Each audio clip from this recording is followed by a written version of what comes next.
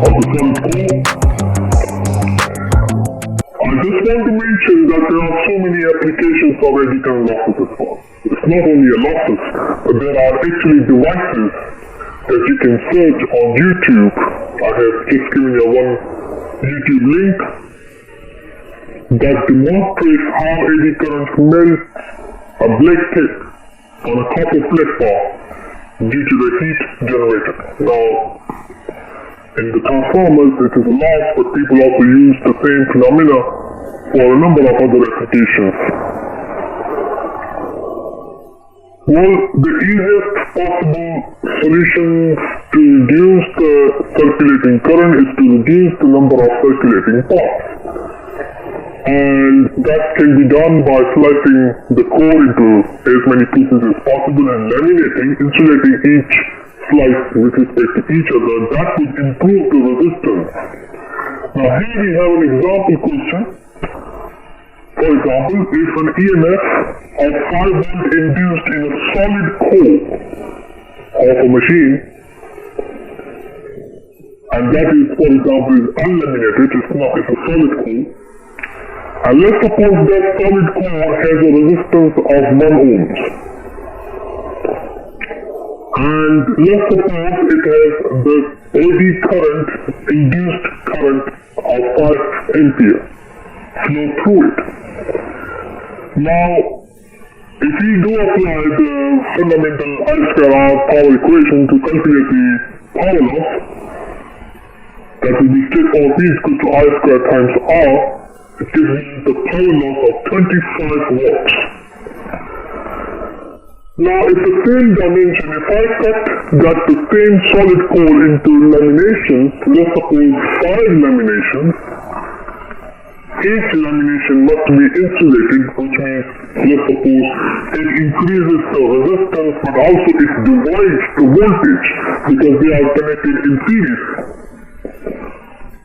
So if you divide the voltage induced in each lamination, but also you increase the resistance by insulating each lamination, each slice with respect to each other, that means you will have the induced voltage of 1 volt, for example, based on 5 laminations, and the resistance would increase 5 times because of the 5, let's suppose 5 ohms. And if we calculate the current by applying the Ohm's law, it gives us 0.2 amperes. And if we apply the same power loss equation, I square R, the power loss would be reduced from 25 to 0.2 watts. Now you might be thinking that, it doesn't make any difference, it's just a small power loss, 25 watts. But when we talk about 1000 watt power transformer or 1 megawatt transformer, then it would make a huge difference in terms of the cost savings or power loss savings that can be consumed by the consumers. They can be charged for standard tariff.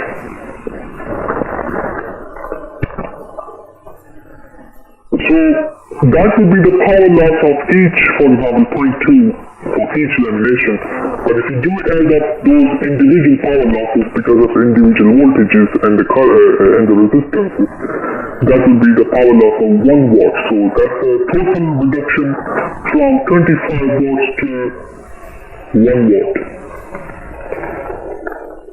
In other words, the core power loss is proportional to the square of the cross-sectional area.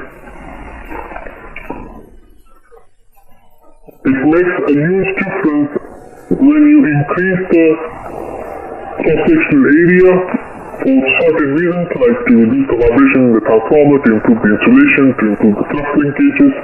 You've got to consider the resistance of the core, you've got to consider the eddy current as well. But that, of course, is dependent on the resistivity of the material as well.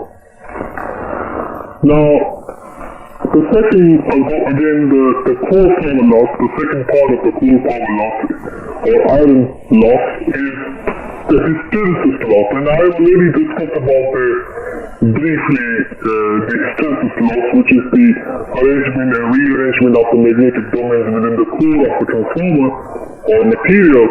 You can reduce the hysteresis loss by increasing the permeability of material, and the best so far material we use is stainless steel. There are other good materials available in the market, but the hysteresis losses we can reduce it further. It can be represented, it can be calculated using oscilloscope, and we will be doing this when we construct the transformer next semester. And we will be able to see the hysteresis loop of a transformer. And that's how it would look like, the complex hysteresis loop.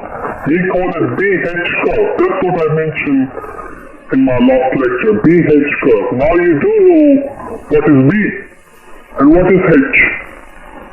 B is the magnetic flux density, H is the magnetizing force or magnetic field strength. And both are interdependent. So let's begin by understanding how the hysteresis loop is complex and why it is that. So let's suppose you are supplying a pure sinusoidal AC supply. And let's focus on first positive cycle. So what happens when you supply an alternative current to a coil? The core magnetizes, and it reaches to the saturation point, the maximum point, and then it falls back to the zero. But it will never be able to demagnetize the core of a material because it will store certain elements of magnetism in the material. So what we are looking at, let's suppose we are starting from 0 degree sinusoidal AC supply, and the core has a non-linear behavior. This is the saturation point or peak point at 90 degrees of the AC supply voltage. And then it goes back to the 180 degree, but you would expect the graph goes to 0, but it would never go to 0 because it would stay at certain magnetic flux density. We call it residual flux density. Residual means something which is left in the core. And then after 180 degrees, it would start its second cycle, and it will go like this.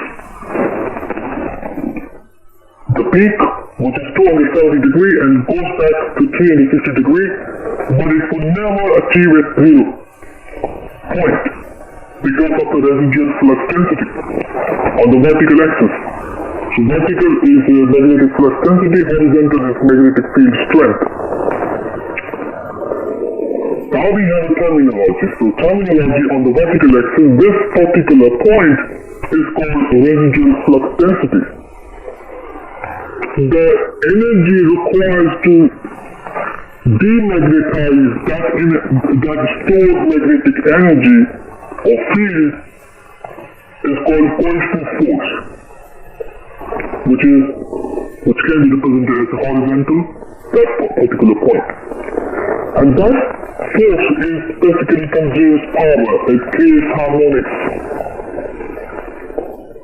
And this is the complete hysteresis loop. So you will always have a transformer with a particular loop. And it would have the particular area of the hysteresis loop. So these are the just definition of what is residual flux density or Raman